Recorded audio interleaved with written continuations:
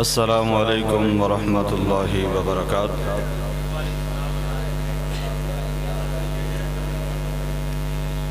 السلام علیکم ورحمۃ اللہ وبرکاتہ۔ ان الحمد للہ وکفى والصلاة والسلام علی عباده الذین اصطفى وعلى آلہ واصحابہ وازواجہ وذریاتہ واہل بیتہ اجمعین الی یوم الدین۔ قال اللہ تبارک وتعالی فی القرآن المجید والفرقان الحمید۔ لقد من اللہ علی المؤمنین اذ بعث فیہم رسولا من انفسہم یتلو علیہم آیاتہ ویزکیہم ویعلمہم الکتاب والحکمہ وَإِن كَانُوا مِن قَبْلُ لَفِي ضَلَالٍ مُبِينٍ۔ قال اللہ تبارک وتعالی فی مقام آخر ما كان محمد أبا أحد من رجالكم ولكن رسول الله وخاتم النبيين وكان الله بكل شيء عليما۔ صدق اللہ العظیم۔ ہر قسم کی حمد و ثنا، کبریائی، بڑائی، یکتائی، شہنشائی، بادشاہی اللہ رب العالمین کی ذات کے لیے۔ مختصر حمد و ثنا کے بعد لاکھوں کروڑوں درود و سلام ہو اس آقا ہستی اقدس و مقدس پر کہ جن کا نام نامی اسم گرامی جناب محمد اکرم صلی اللہ علیہ وآلہ وسلم۔ محترم بھائیو، میں نے قرآن مجید کے دو مقامات کو آپ کے سامنے تلاوت کیا ہے۔ میں انہی دو مقامات کے حوالے سے آپ کے سامنے چند باتیں عرض کروں گا۔ پہلی بات کہ اللہ رب العالمین نے ہماری طرف جس پیغمبر کو بھیجا تھا اللہ نے ان کو مقام کیا دیا تھا، اور دوسری بات جس مقصد کے لیے آج کا یہ پروگرام انعقاد کیا گیا ہے اس حوالے سے آپ کے سامنے عرض کروں گا۔ اللہ رب العالمین نے قرآن میں فرمایا ہے لقد من اللہ علی المؤمنین۔ اللہ فرماتے ہیں کہ میں نے مومنوں کے اوپر ایک بہت بڑا احسان کیا ہے۔ میرے بھائیو، اللہ نے مسلمانوں کے اوپر، مومنوں کے اوپر بڑے بڑے احسانات کیے ہیں، لیکن کوئی بھی احسان ایسا نہیں ہے جس کو کرنے کے بعد اللہ نے جتلایا ہو۔ لیکن ایک ایسا احسان ہے جس کو کرنے کے بعد اللہ جتلا رہے ہیں۔ اللہ نے ہمیں کون کون سے احسانات سے جتلایا، کون کون سے احسانات اللہ نے ہمارے اوپر کیے۔ اللہ نے ہمیں دیکھنے کے لیے دو آنکھیں دی، احسان نہیں جتلایا۔ بولنے کے لیے زبان دی، احسان نہیں جتلایا۔ سننے کے لیے دو کان دیے، احسان نہیں جتلایا۔ سوچنے کے لیے دماغ دیا، احسان نہیں جتلایا۔ پکڑنے کے لیے دو ہاتھ دیے، احسان نہیں جتلایا۔ چڑھنے کے لیے دو ٹانگیں دی، احسان نہیں جتلایا۔ دھڑکنے والا دل دیا، احسان نہیں جتلایا۔ 360 جوڑ پیدا کیے، احسان نہیں جتلایا۔ اس کے بعد اللہ نے ہمارے لیے کئی طرح کے انواع و اقسام کے کھانوں کو پیدا کیا، احسان نہیں جتلایا۔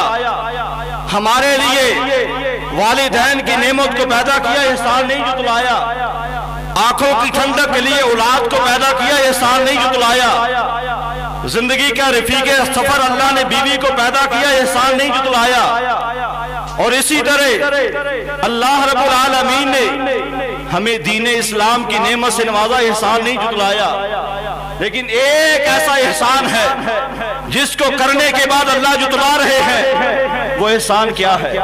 اللہ فرماتے ہیں لَقَدْ مَنَّ اللَّهُ عَلَى الْمُؤْمِنِينَ إِذْ بَعَثَ فِيهِمْ رَسُولًا مِّنْ أَنفُسِهِمْ يَتْلُو عَلَيْهِمْ آيَاتِهِ وَيُزَكِّيهِمْ وَيُعَلِّمُهُمُ الْكِتَابَ وَالْحِكْمَةَ وَإِنْ كَانُوا مِنْ قَبْلُ لَفِي ضَلَالٍ مُبِينٍ۔ اللہ فرماتے ہیں وہ میرا احسان یہ ہے کہ میں نے تمہاری طرف اپنے ایک رسول کو بھیجا ہے، تمہاری طرف ایک پیغمبر کو بھیجا ہے۔ پیغمبر کے آنے کا مقصد کیا ہے؟ اللہ نے اس کو بھی بیان فرمایا، یتلو علیہم آیاتہ، وہ تمہیں اللہ کی قرآن کی آیات کو پڑھ پڑھ کے سناتے ہیں۔ اور آگے فرمایا یتلو علیہم آیاتہ، کس لیے قرآن کی آیات کو پڑھ پڑھ سناتے ہیں؟ فرمایا وَيُزَكِّيهِمْ وَيُعَلِّمُهُمُ الْكِتَابَ وَالْحِكْمَةَ، وہ تمہیں کتاب و حکمت کا علم سکھانے کے لیے قرآن مجید کی آیات کو پڑھ پڑھ کر سناتے ہیں۔ کیوں سناتے ہیں؟ وَإِن كَانُوا مِن قَبْلُ لَفِي ضَلَالٍ مُبِينٍ، آپ کی آمد سے قبل ہم سارے کے سارے کھلی گمراہی کے اندر مبتلا تھے۔ کیسی گمراہی تھی کہ ہمارے پیغمبر کے آنے سے قبل لوگ بیٹیوں کو زندہ درگور کر دیا کرتے تھے۔ پیغمبر کے آنے سے قبل جس بیوی کا خاوند فوت ہو جاتا تھا، بجائے کہ اس کے ساتھ کسی دوسرے مرد کا نکاح کر دیا جاتا، اس عورت کو مفسرین نے لکھا ہے کہ جہالت کے اندر اس کو بکریوں کے باڑے کے اندر 6 ماہ یا 1 سال کے لیے بند کر دیا جاتا تھا۔ نہ اس کو کھانے کے لیے دیا جاتا، نہ پینے کے لیے دیا جاتا، نہ پہننے کے لیے دیا جاتا۔ اگر 6 ماہ یا سال کے بعد زندہ رہی، کسی کے ساتھ نکاح ہو جائے گا، نہیں تو کام ختم۔ اس جہالت سے، اس گمراہی سے اللہ نے ہمیں نکالا۔ کن کے ذریعے؟ رسول پاک صلی اللہ علیہ وسلم کے ذریعے۔ اور اللہ نے آپ کو مقام کیا دیا ہے، آپ کو عظمت کیا دی ہے، آپ کو رفعت کیا دی ہے، آپ کو بلندی کیا دی ہے، آپ کو عظمت کیا دی ہے، آپ کو شان کیا دیا ہے۔ محترم بھائیو، اللہ نے اس کا بھی ذکر قرآن کے اندر کیا۔ اللہ رب العالمین فرماتے ہیں سبحان الذی اسری بعبدہ لیلا من المسجد الحرام الی المسجد الاقصی الذی بارکنا حولہ لنریہ من آیاتنا انہ هو السمیع البصیر۔ میرے بھائیو، اللہ رب العالمین نے جو محبوب پیغمبر کو مقام دیا ہے وہ کسی اور نبی کو بھی عطا نہیں کیا، وہ کسی اور پیغمبر کو بھی عطا نہیں کیا۔ اللہ نے خود قرآن کے اندر ذکر کیا۔ اللہ فرماتے ہیں تلک الرسل فضلنا بعضهم على بعض منهم من کلم اللہ ورفع بعضهم درجات۔ ہم کسی نبی کی عظمت کو کم نہیں کرتے، ہم کسی نبی کی عظمت کو کم نہیں کرتے۔ ہر نبی کو اللہ نے ایک مقام دیا ہے، ہر نبی کو اللہ نے ایک رتبہ دیا ہے، لیکن سب سے اعلیٰ، سب سے اونچا، سب سے عرفہ اگر اللہ نے کسی کو رتبہ دیا تو ہمارے پیغمبر کو دیا ہے۔ کیسے دیا؟ نقطے کی بات ہے، توجہ کرو گے تو سمجھ آئے گی۔ جتنے بھی نبی اللہ نے اس دنیا کے اندر بھیجے ہیں نا، کسی نبی کو بھی یہ اعزاز حاصل نہیں ہوا کہ اس نے اپنے بعد آنے والے نبی کو دیکھا ماں سوائے چند نبیوں کے۔ کسی نبی نے اپنے بعد آنے والے نبی کو نہیں دیکھا ماں سوائے چند نبیوں کے۔ کیسے؟ حضرت ابراہیم علیہ السلام نے حضرت اسماعیل، حضرت اسحاق کو اس لیے دیکھا تھا کہ ان کے بیٹے تھے، اس لیے دیکھا تھا کہ ان کے بیٹے تھے۔ حضرت ابراہیم نے حضرت لوط کو اس لیے دیکھا تھا کہ ان کے بھتیجے تھے۔ حضرت زکریا نے حضرت یحییٰ کو اس لیے دیکھا تھا ان کے بیٹے تھے۔ حضرت موسیٰ نے حضرت ہارون کو اس لیے دیکھا تھا ان کے بھائی تھے۔ لیکن حضرت آدم نے حضرت نوح کو نہیں دیکھا، حضرت نوح نے جناب ہود کو نہیں دیکھا، جناب ہود نے جناب صالح کو نہیں دیکھا، جناب صالح نے جناب شعیب کو نہیں دیکھا، جناب شعیب نے جناب ابراہیم کو نہیں دیکھا، جناب ابراہیم نے جناب یوسف کو نہیں دیکھا، جناب موسیٰ نے جناب زکریا کو نہیں دیکھا، جناب یحییٰ نے جناب داؤد کو نہیں دیکھا۔ یہ اعزاز اگر اللہ نے بخشا ہے تو ہمارے پیغمبر کو بخشا ہے۔ کیسے بخشا ہے؟ جس کا ذکر اللہ نے قرآن کے اندر میں نے آپ کے سامنے تلاوت کی ہے قرآن کی آیات۔ اللہ فرماتے ہیں سبحان الذی اسری بعبدہ، کہ جب اللہ نے اپنے پیغمبر پیغمبر کو سینے بیت اللہ سے اٹھایا، سینے بیت المقدس کے اندر پہنچا دیا، سینے بیت اللہ سے اٹھا کر سینے بیت المقدس کے اندر پہنچے، پہلے آسمان پہ گئے، دوسرے پہ، تیسرے پہ، چوتھے پہ، پانچویں پہ، چھٹے پہ، ساتویں آسمان پہ پہنچے، سدرۃ المنتہا پہ گئے، اور پھر اللہ سے ہم کلام ہوئے۔ وہاں پہ اللہ رب العالمین نے تمام انبیاء کو جمع کیا، اور جناب جبریل سے پیغمبر علیہ السلام پوچھتے ہیں، اے جبریل یہ اتنے حسین چہروں والے لوگ کہاں سے آئے ہیں؟ میں نے آج تک اتنے حسین چہرے کبھی نہیں دیکھے۔ جناب جبریل نبی پاک صلی اللہ علیہ وسلم کو جواب دیتے ہوئے فرماتے ہیں، اے اللہ کے نبی، اللہ نے آج جناب آدم صفی اللہ سے لے کر، نوح نجیح اللہ سے لے کر، ابراہیم خلیل اللہ سے لے کر، اسماعیل ذبیح اللہ سے لے کر، موسیٰ کلیم اللہ سے لے کر عیسیٰ روح اللہ تک تمام انبیاء کو جمع کیا ہے۔ کہا جبریل یہ تو سارے دنیا سے جا چکے تھے، ان کو دوبارہ کیوں جمع کیا ہے؟ جناب جبریل نے جواب دیا، اے اللہ کے نبی، ان کو نماز ادا کرنے کے لیے جمع کیا گیا ہے۔ جناب جبریل سے نبی پاک صلی اللہ علیہ وسلم نے پوچھا، اے جبریل یہ نماز کو ادا کیوں نہیں کرتے؟ جناب جبریل نے کہا، اے اللہ کے نبی ان کو اپنے امام کا انتظار ہے۔ پیغمبر علیہ السلام نے جبریل سے پوچھا، جبریل ان کا امام کون ہے؟ سنیے نبی پاک کو اللہ نے مقام کیا دیا ہے۔ جناب جبریل نے پیغمبر علیہ السلام کے کندھے مبارک پہ ہاتھ رکھا اور مصلی امامت میں کھڑا کر دیا، اور اللہ نے اس بات کا اعلان فرما دیا کہ میں نے آج پیغمبر علیہ السلام کو 1,24,000 انبیاء کا امام بنا کے بھیج دیا۔ یہ اللہ نے مقام دیا۔ اب ختم نبوت کی بات کرنا چاہتا ہوں۔ اللہ نے قرآن کے اندر فرمایا ہے، ما کان محمد ابا احد من رجالکم ولکن رسول اللہ وخاتم النبیین۔ اللہ رب العالمین فرماتے ہیں کہ محمد علیہ السلام مردوں میں سے کسی کے باپ نہیں ہے، جوان مردوں میں سے کسی کے باپ نہیں ہے۔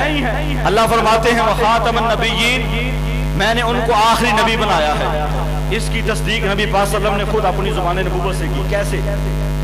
نبی پاک صلی اللہ علیہ وسلم فرماتے ہیں، میری مثال تمام انبیاء کے اوپر ایسے ہے کہ جیسے ایک بندہ بڑا خوبصورت محل تیار کرتا ہے، خوبصورت مکان تیار کرتا ہے، اس کے اندر بڑی خوبصورت ٹیلیں لگواتا ہے، اور پھر ایک کونے پہ ایک اینٹ کی جگہ کو چھوڑ دیتا ہے، ایک کونے پہ ایک اینٹ کی جگہ کو چھوڑ دیتا ہے۔ اس مکان کو دیکھنے کے لیے لوگ آتے ہیں، بڑی تعریفیں کرتے ہیں، لیکن جب کونے پہ نظر پڑتی ہے کہ ایک اینٹ کی جگہ چھوڑی ہوئی ہے، دیکھنے والے کہتے ہیں کاش کہ اس مکان کے اندر جو اینٹ کی جگہ چھوڑی ہے وہ بھی مکمل ہو جاتی۔ نبی پاک صلی اللہ علیہ وسلم فرماتے ہیں، میرے اوپر اللہ نے نبوت کے تاج کو رکھنے کے بعد اس بات کا اعلان کر دیا کہ جس طرح مکان کے اندر سے جب وہ اینٹ ہم نے نہیں لگائی اور جب وہ اینٹ لگ جائے گی، پیغمبر علیہ السلام نے فرمایا وہ مکان مکمل ہو جائے گا، وہ مکان خوبصورت ہو جائے گا۔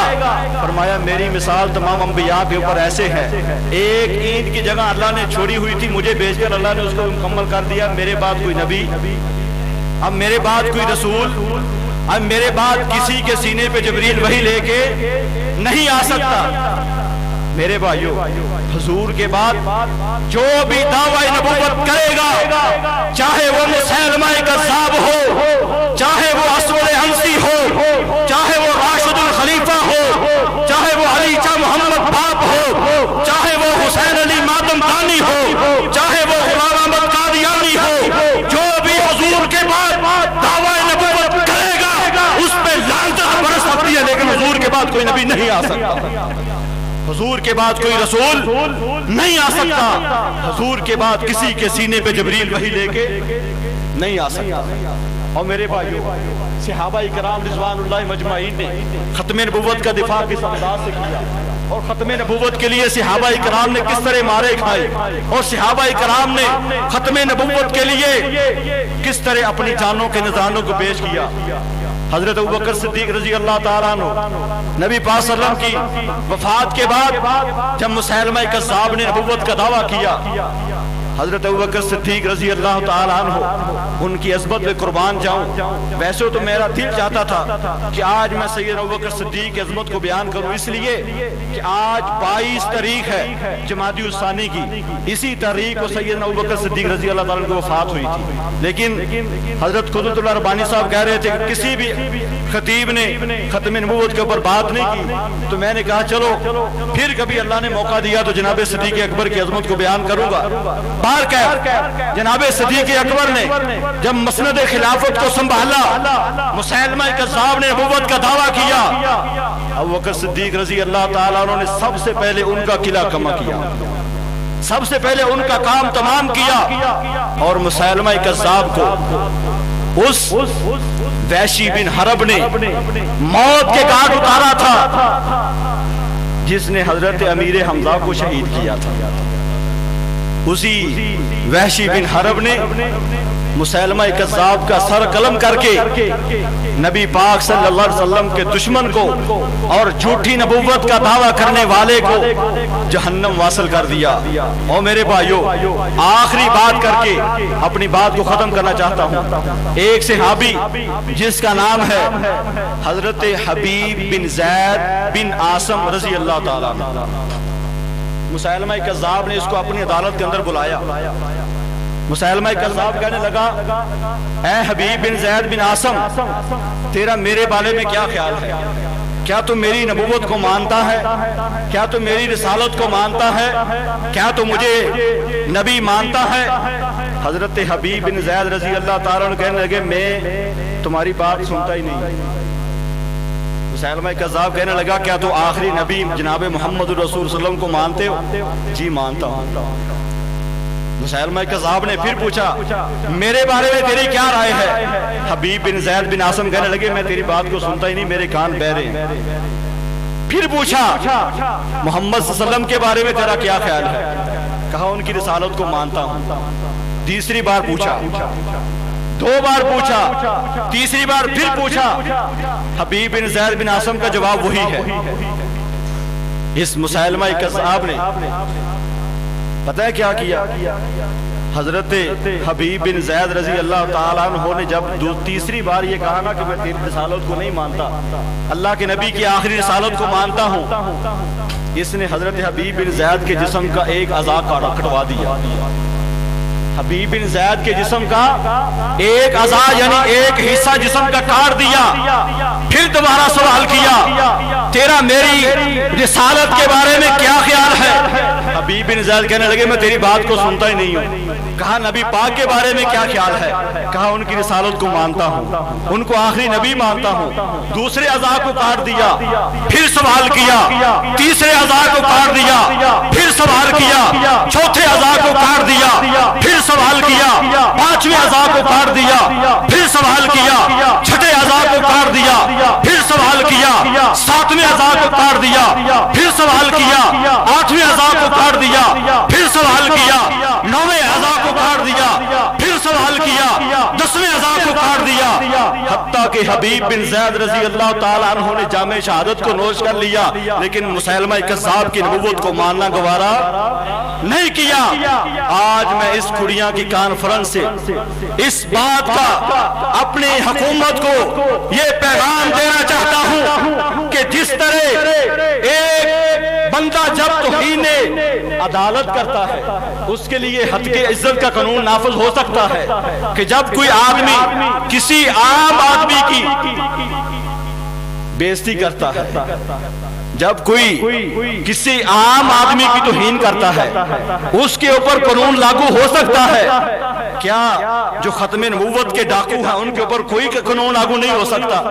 آج کی اس کانفرنس سے ہمارا حکومت سے مطالبہ ہے کہ جس طرح عدالت کی عزت کے لیے قانون حد کے عزت نافذ ہو سکتا ہے، ایک انسان کی عزت کے لیے قانون نافذ ہو سکتا ہے، اسی طرح پیغمبر کی جو رسالت کے اوپر ڈھاکہ ڈالے گا، جو ختم نبوت کے اوپر ڈھاکہ ڈالے گا اور ڈھاکہ ڈالنے کی ناپاک جسارت کرے گا، اس کے خلاف بھی قانون کو بنایا جائے، اس کے اوپر بھی قانون کو لاگو کیا جائے۔